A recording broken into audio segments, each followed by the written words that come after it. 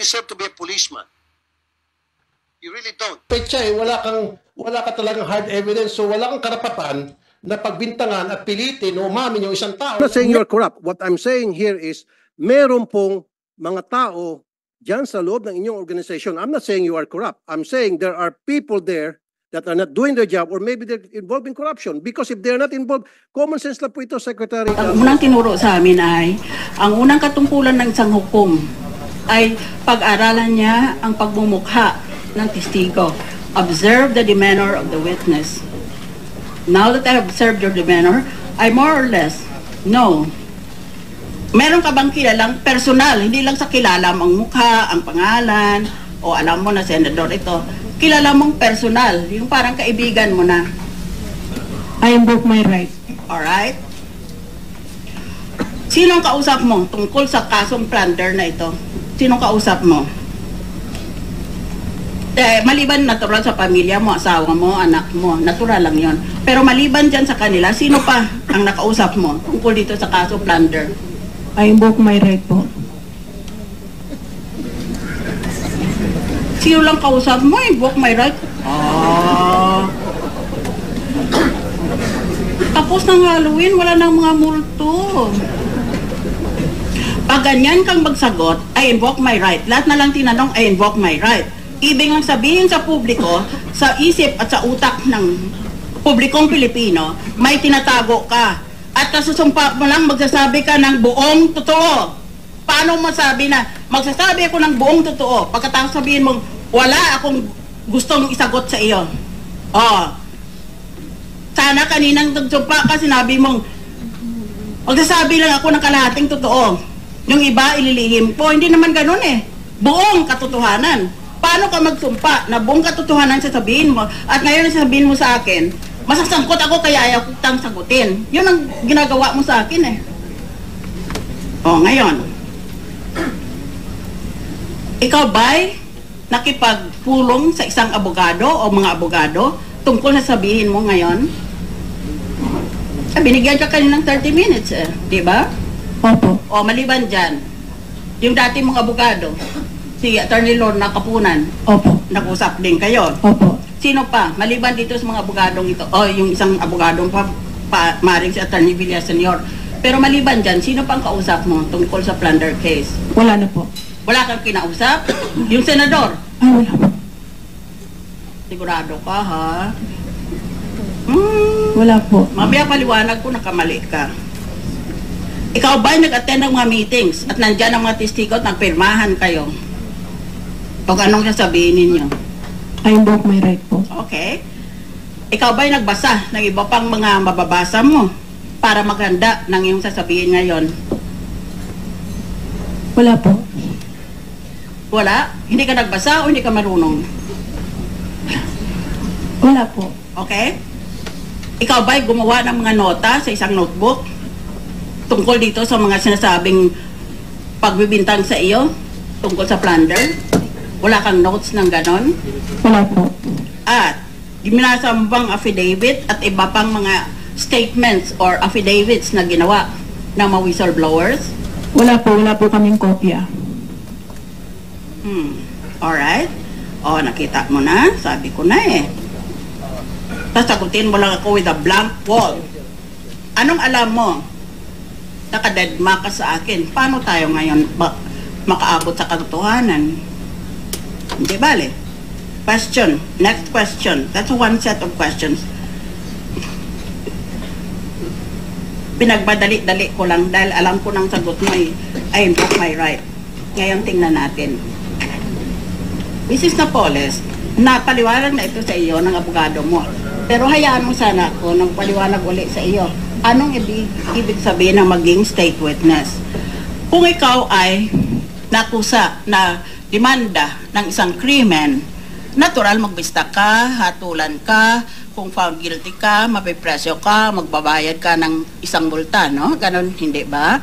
Ngayon, hindi ka makalusot pag may ginawa kang krimen, maliban lang kung ikaw ay tinatawag na state witness. Biro mo, bigat ng demanda sa iyo. Punishable by 20 to 40 years imprisonment. Sinabi yan sa iyo ng abogado mo, sigurado ako. Mga 50 years old ka pa lang eh. Plus 20, 70 ka na paglabas mo. Plus 20 years old, plus 20 years, 50 plus 20, maging 70 ka, no? 50 plus 40, maging 90 ka na. Kasing tanda ka na ni tanda. Oh, ngayon lahat yan, papasukan mong gulo na yan, dahil ayaw mo lang na magsabi ng totoo. Pinoproteksyonan mo ang tao na baka siya ang pinaka-guilty. Ang dapat sa iyo, kung abogado mong nagmamalasakit para sa iyo, ay pag umabot ka na sa korte, maghihingi ang abogado mo na ang korte papayag na gawin kang state witness. Ang ibig sabihin, basta sabihin mong lahat ng alam mo, hindi ka makukulong. Para kang naabsuelto, para kang na-quit. Hindi ka man lang ibista eh. Wala ka ng kasalanan. Basta sinabi mong lahat, wala ka ng kasalanan. Acquitted ka na. Found innocent ka na. Pero, kung hindi ka state witness, mabista ka. Pagpalagay lang natin na found guilty ka, you will suffer a penalty of imprisonment of 20 to 40 years. Kaya lahanin mo yun. Mamili ka. Gusto mo na wala ka ng sala? Ayon pa sa batas yan, ha? Gusto mo na kung malakas ang ebidensya, makulong ka ng 20 to 40 years. Eh, natural, kung akusado ka, ang tao, as a natural sequence of events, will choose to become a state witness dahil wala na siyang pananagutan eh, libre pa siya. Oh. Ngayon, babasahan kita ng Rules of Court na libro ko rin. Pero hindi ako libre magsabi ng gusto ko. Kung hindi, sinusunod ko sinabi ng Korte Suprema. Nakita mo itong libro na ito, Rules of Court Annotated by Miriam Defensor Santiago. At maliban dyan, 30 libro ang sinulat ko. Yan, lahat na yan, ininsulto ako ng aking mga kapwa senador. Mga inggitero. At nang insulto pa po, wala ako dito. Oh, nandito na ako. Abangan niyo ako mamaya. Ngayon, dito sa libro na ito,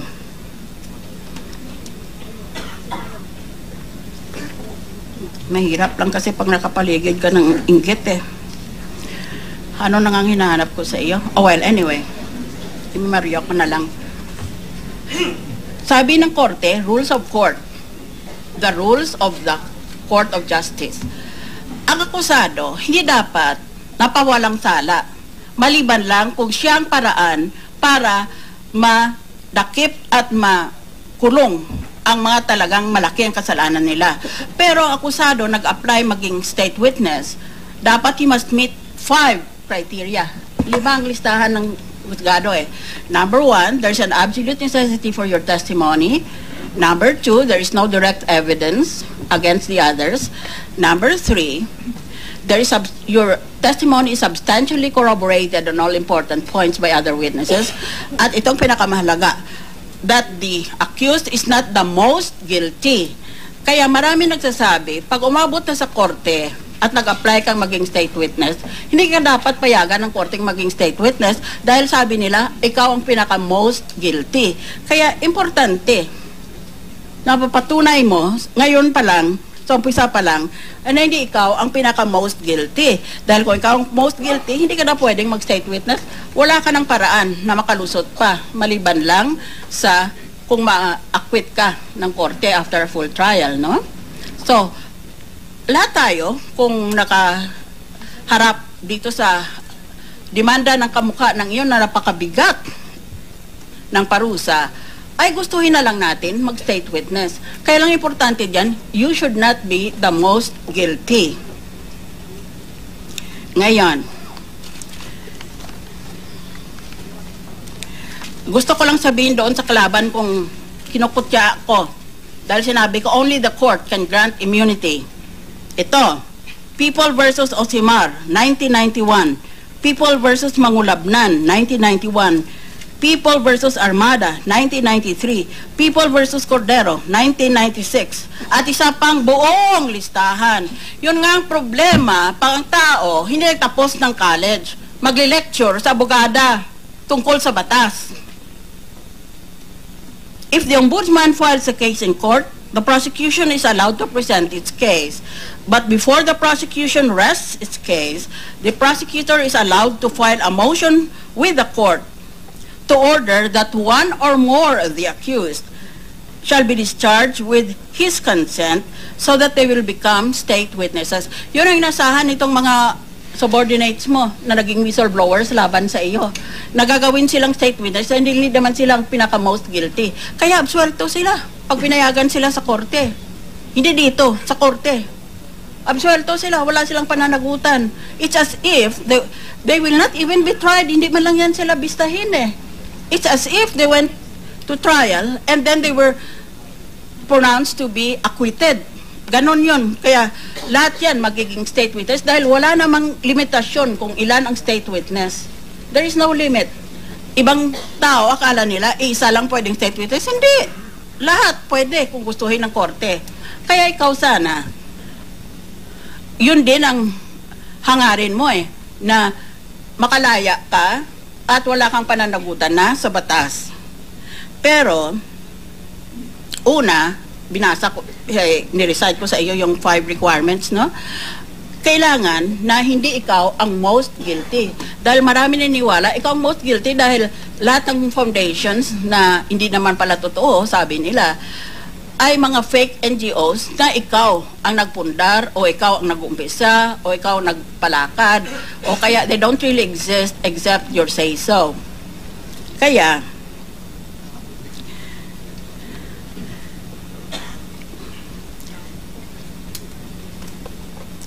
it is very important, Mrs. Napoles. I will speak in Tagalog, pero masama ang Tagalog ko. Pagbigyan mo na sana ako.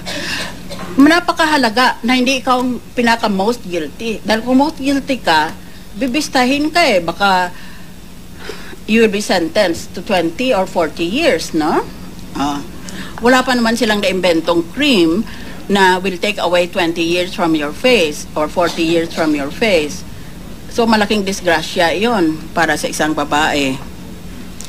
Hindi mo naman siguro inaamin na ikaw ang most guilty. Inaamin mo bang you're the most guilty? Hindi po. No, of course not. Kaya, kung ayaw mong aminin na ikaw ang most guilty, dapat lang sabihin mo ngayon pa lang, sino ang most guilty sa tingin mo? Para hindi niya ilipat sa iyo yung pagka-most guilty niya. Kasi yung taong yun, nakikinig sa atin eh. Hindi nagpapakita yan eh. Yan ang style niya. Pero nakikinig yan at napakaraming pera niyan. Pagkatapos nito, para lakarin niya magalamay niya. Sisiraan niya ako, halimbawa. O pati ikaw, pasiraan ka na rin niya.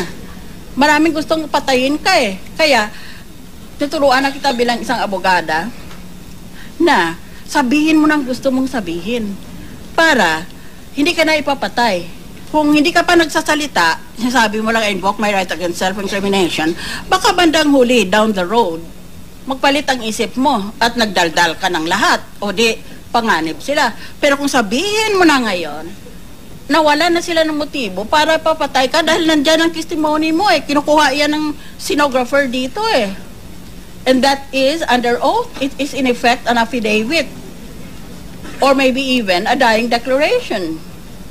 For all you know.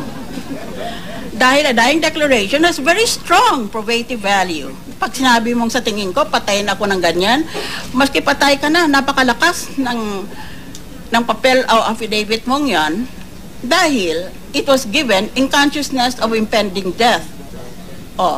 Kaya, yun ang paliwanag ko sa iyo para mapag-isipan mo pag mag-isa ka lang. Pag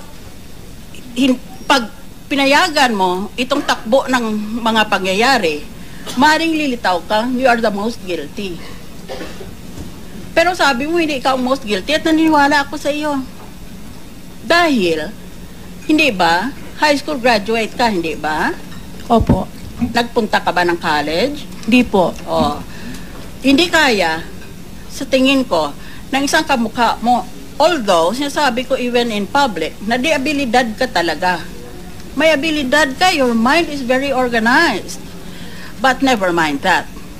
Habang buhay ka pa, nasa panganib itong mga senador at iba pa, baka cabinet member, at lalo na yung mga congressmen na napangalanan na ng mga subordinates mo. Nasa panganib silang masihira ang buhay nila, mawala ang kayamanan nila kasi kung found guilty sila of plunder, lahat ng kayamanan nila kukunin ng Estado yun eh. Malaming panganib sa kanila na buhay ka. Pero kung ngayon pa lang sasabihin mo na, wala na silang motibong patayin ka pa.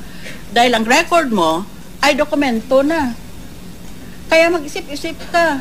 Sabihin mo na maaga pa. Huwag mo ipatihuli yan, ipapatay ka. These people are murderers. They're not only homicidal, they're murderers. They're planning your murder. So, ngayon pa lang, sabihin mo na, sa tingin mo, sino most guilty dito? Sa mga nasangkot? Hindi ko po alam. O, hindi mo alam? Oh, ako alam ko eh. Dahil, napakalawak ng sakop niya. Parang empire niya eh. Hindi naman pwede na ikaw, nanggaling ka lang sa Basilan, hindi naman sa minamaliit ko mga taga-Basilan, but what I'm saying is, wala kang sophistication. You're not exposed to the sophisticated lifestyle of Metro Manila. Hindi ka man nag-eskwela dito sa Metro Manila. Kaya biglang sabihin ang galing ka sa mahirap na pamilya. Dahil maski taga-Basilan, Mindanao ka, o doon ka sa mga malalayo na norte na probinsya, kung may kaya ang pamilya mo, talagang mag-ipon yan para lang maku-eskwela ka sa Metro Manila. Ikaw, hindi ka man pina-eskwela dito, eh, nagkayod ka lang sarili mo eh. Kinuha mo sa sipag at tiyaga. O, ngayon, kawa ka naman na ang ginawa ng isang tao o grupo ng tao, senador man, senador. Mrs. Napoles, narinig mo ako? Senador! Kasi yan ang pinakamataas eh, pagkatapos ng presidente. Ang vice-presidente, ang hanap buhay niya ay magantay na matiklok ang presidente. Kasunod din sa presidente, ang senador. Yun ang most powerful person. Pagkatapos niyan, ang cabinet member. Kaya, ayaw nga naman, kung pakasira ka sa kanila, na ikaw ay makukulong ka for 20 or 40 years. Dahil lang sa pinoproteksyonan mo, ang most guilty of all. Hindi mo kaya itong buong empire na ito eh. You cannot make a pyramid out of separate bricks. Pag-isipan mo yan. Kung sa ngayon pa lang sabihin mo ng totoo, wala ka ng problema maski lumakad ka dyan. Maski lumakad ka ng hubad, walang titingin sa iyo. They won't even be interested in you. Dahil nabilin mo ng katotohanan dito sa amin eh. So, that is just the point. I'm trying very hard to belabor that particular point. Ngayon, nitong panahon na sakop ng investigasyon ng NBI, nung panahon na yon, sinong pinakamatandang senador during that time? Nung panahon na yon, covered by the NBI. Sino pinakamatanda? May matanda pa ba kay Enrile? Hindi ko alam. Hindi ko alam. Probably you don't know. But he was the oldest senator at that time. Kaya sino pa kaya ang pangalanan mo ng tanda? Alangan pangalanan mo itong si Senator Trillanes dahil siya ang pinakabata yata na senador.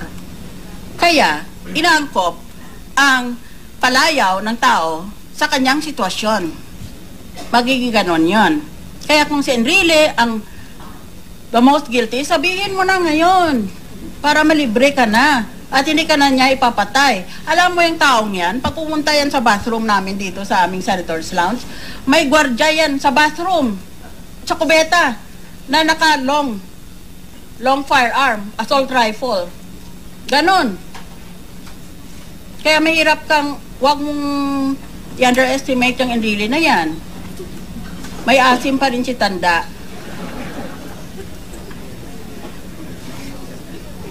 Tapos na ako dyan. Pinapaliwanag ko lang ng buti sa iyo. Question number 3. Ang asawa mo, si Napoles, dati reservist lang yan. Nagpa-activate siya hanggang siya naging major siya, hindi ba? Nung bata pa lang kayo, 18 ka pa lang, nag-asawa ka na, kaya di ka siguro nag-eskwela sa college. Pagkatapos, natira kayo sa kampo militar at mayroon pa kayong karinderya. O kaya may binibenta kayo doon sa mga sundalo. Ganun kayo nag-umpisa, hindi ba? Kaya itong asawa mo, militar. Si Enrile, halos buong career or professional life niya, naging militar dahil Secretary of National Defense during martial law. Kaya ganyan ang ugali niyan eh. Hanggang ngayon, akala niya, mga utusan niya at mga alipin kami. Ako yata, aliping sa gigilid. Meron aliping namamahay or something like that. He treats us all as his slaves, as his moral and mental and intellectual slaves. Dahil nasanay siya sa mga arte at arrogance ng Secretary of National Defense during martial law. Ngayon, ang dami ng matapang. Ang dami ng nanginsulto kay President Marcos. Eh, nung panahon na yun, katakot lang nila kay President Marcos. Kitang-kita ko eh. Isa na si Enrile. Dahil assistant ako ng Secretary of Justice. Kung minsan natutuwa siya sa akin, pinapaupo niya ako doon sa cabinet meeting para makita ko may tsura ng ibang cabinet. Meron isang cabinet member doon na pag sinabi ni Marcos, ito ang tatanong sa iyo, nanginginig ka agad. Kaya di ako takot eh. O, ngayon. Halos buong yatang buhay ng mister mo ay naging major siya hanggat sa nag-retire na siya, no? O, nagkakilala ba sila ni Senator Enrile? Nung si Enrile ay Secretary of National Defense or kailanman? Answer. Hindi po. Hindi sila magkakilala. Opo. Meron silang mutual friends. Hindi po. Wala po. Hindi rin. Pero itong si Jaime, na asawa mo, kasangkot iyan sa military coup d'etat ng pangalan nun ay God Save the Queen para papatalsik si President Cory Aquino. Hindi ba totoo yan? Hindi ko po alam. Ay, hindi mo alam. Nag-asawa kang taong hindi mo alam? Ay, hindi. Alam ko nagkudita po, pero hindi ko alam kung ano yung mga... Ay, yung coup d'etat, alam mo. Kasama siya doon. Opo, syempre command, kung anong utos ng command, di ba? Sinunod nila, pero wala akong alam mga kung anong queen hong pamagat. Hindi ko po alam. Okay. Basta mayroon siyang, sangkot siya sa coup d'etat. Nakulong ba siya doon? Hindi po. Hindi siya nakulong? Opo. Hindi siya nakulong kasama ni Senator Honasan? Ay, hindi po. Ah, hindi totoo Hindi po. yan. Okay. Next question. Ang legal counsel mong si Rene Villa. Interesanto ito ah. Nagbasa ko ng ganito kakapal niyang biodata. I have to say that I've never met a biodata with such unparalleled mediocrity. Oh. Sabi nitong Rene Villa, na taga Iloilo yan pero hindi ko kakilala. He said, naging abogado mo, totoo ba yun? Opo. And then he said, nagyuman ka, hindi dahil dito sa mga NGOs, kung hindi dahil sa iyong international trade. Opo, sa Indonesia. Ayon lang, yung coal mining sa Indonesia. Yun lang yun. Opo, tsaka sa iba pa po. Ah, mayroon pa iba. Pero yung coal mining sa Indonesia, hindi nagtagumpay yon, hindi ba? Or hindi Yung- natuloy? Yung tinayo nil bago, pero yung dati pa po, ongoing pa po. At nag-isip ka pa ng trading of carbon credits. Totoo ba yon? Opo. Sino kausap mo sa trading of carbon credits? Sa US po. Ah, sa Amerika naman.